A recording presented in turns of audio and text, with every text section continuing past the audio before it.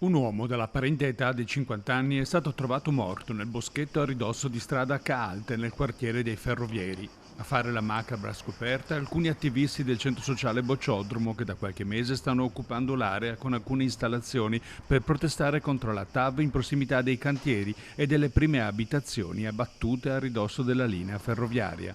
Questa mattina, come spesso capita sabato mattina perché le persone non lavorano, siamo venuti qua a fare la manutenzione del verde, eravamo dall'altra parte del bosco e abbiamo fatto dei giri di qua, abbiamo visto una persona sulla torretta, pensavamo stesse riposando, stesse dormendo e quando ci siamo avvicinati ci siamo resi conto che non rispondeva e che era morta e abbiamo chiamato le autorità.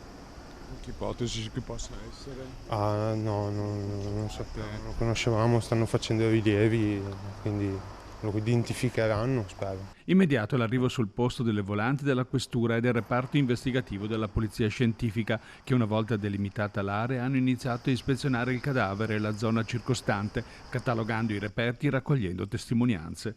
Al momento l'identità dell'uomo resta ignota, come pure le più probabili cause della morte. Conclusa questa fase ricognitiva, gli agenti sono rimasti in attesa dell'autorizzazione del magistrato per la rimozione del cadavere e l'arrivo delle pompe funebri.